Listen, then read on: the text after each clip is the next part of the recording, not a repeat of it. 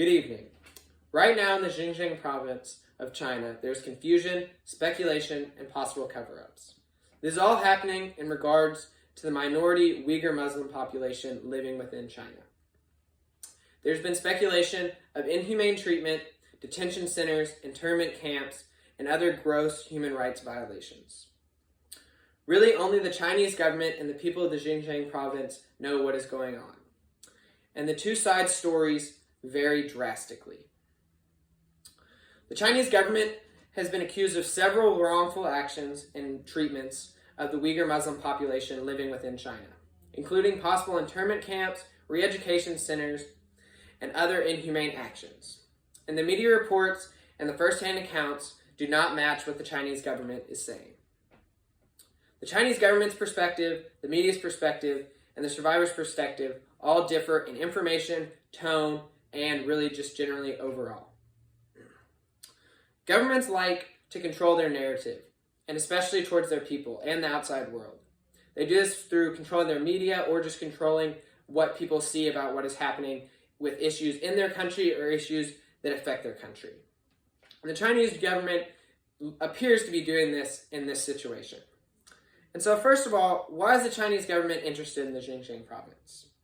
And so according to Zainab Raza in the 2019 article, China's political re-education camps of Xinjiang's Uyghur Muslims. Re-education camps are mainly in the Xinjiang province, which is a rural part of China that had mainly been forgotten about for most of its incorporation in the Chinese nation. Until natural gas and uranium, as well as mineral reserves, were found there.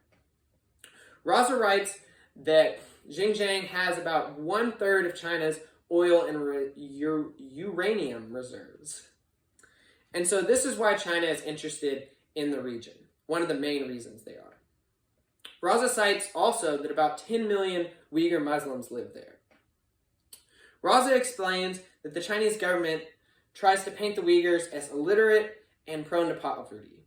He also states that the Chinese government makes them seem like they're potential terrorist threats and a danger to the nation's safety. So these are two reasons why they say they're putting them in re-education camps or detainment centers so that they will be educated through labor and then they can be assimilated back into society as good Chinese workers. And so the Uyghurs differ from the rest of China's ethnic groups, partially because, one, they're a different ethnic group from the Han Chinese, and also they're different culturally, as one, they're Muslim, and the rest of China is mainly Buddhist, as well as other cultural differences and geographical differences. And so one main reason why the Chinese government is trying to assimilate and have a strong presence in the Xinjiang province is they're trying to secure the province because it can help them make them very wealthy, as there's natural gas, there's uranium, there's plenty of natural resources there, and it also helps with trade with India and other countries and the like. And so, as mentioned, China, with their media, likes to control their narrative and their government, and it's a country that does not have free media. But in other countries that have free media, they will investigate and try and find the truth behind stories and issues, even when the government is trying to do it. And this also happens with the free media in other countries looking at countries that do not have free media. They'll try and press and look for the truth. And so the media's take on the situation is going to differ from the Chinese government's perspective because they're searching for a different thing, not a narrative. They're trying to find the truth. And so according to the 2020 New York Times article, Night Images reveal many new detention sites in China's Xinjiang region by Chris Buckley and Austin Ramsey. They state the incarceration in the Xinjiang province is growing. But Buckley and Ramsey also state that the Chinese government had reported that the incarceration was shrinking in the Xinjiang province. And this can't be happening. Something can't be shrinking and growing at the same time. That just can't be. Something has to not be true in that equation.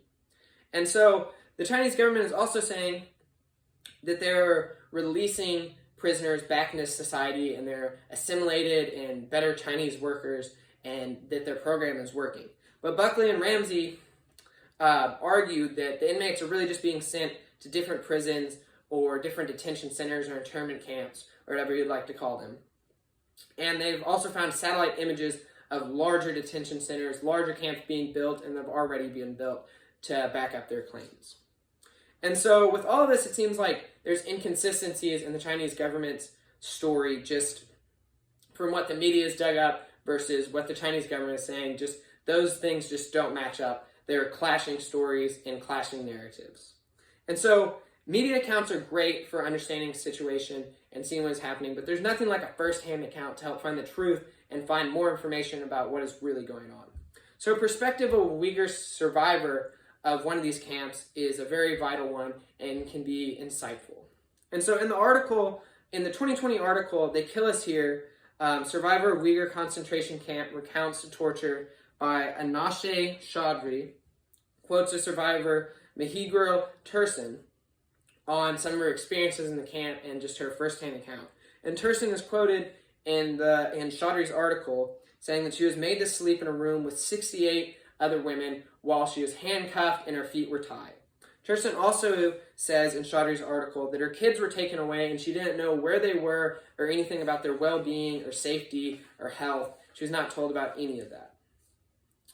Also, Tursun in Chaudhry's article said that while she was being tortured, she accidentally said, "Oh Allah," which roughly translates to "Help me God." And she said that one of the prison guards there told her that the Chinese Communist Party was more powerful than Allah and that Allah could not save her now. And so, based on these stories, you can tell that she did not have an enjoyable experience there, nor did it seem like there's really a lot of learning or re-education happening, and just another side and another story that does not match with the Chinese government's take and perspective. And so there's a lot of theories and information and speculation, probably misinformation going around about the Uyghur Muslims in the Xinjiang province. But some information is always better than no information, as you can try and piece together the story and the truth and really just what is happening from the information that you're presented with. So, in conclusion, the Chinese government's perspective and the media's perspective and the survivors' perspective all differ and all have different narratives of what is happening in the Xinjiang province. And there's no real clear way to see what is the truth. And so the Chinese government has been accused of all these wrongful actions of internment camps and re-education centers and other inhumane treatments of the Chinese Uyghur Muslims who live there. And the media reports and the first-hand accounts do not match up with what the Chinese government is saying. And so the Chinese government wants people to believe that these camps are for re-education purely and to keep from terrorism and to keep their nation safe and to help a poor ethnic group become better members of society and build up their knowledge and ability to contribute to Chinese society. But the free media and the survivors' stories and perspectives do not necessarily agree with that. And so all this implied that something awful might be happening in the Xinjiang province. Thank you.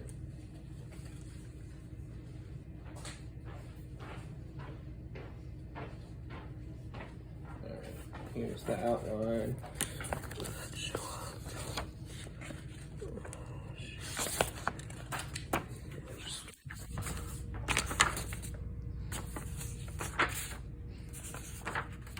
All right, thank you.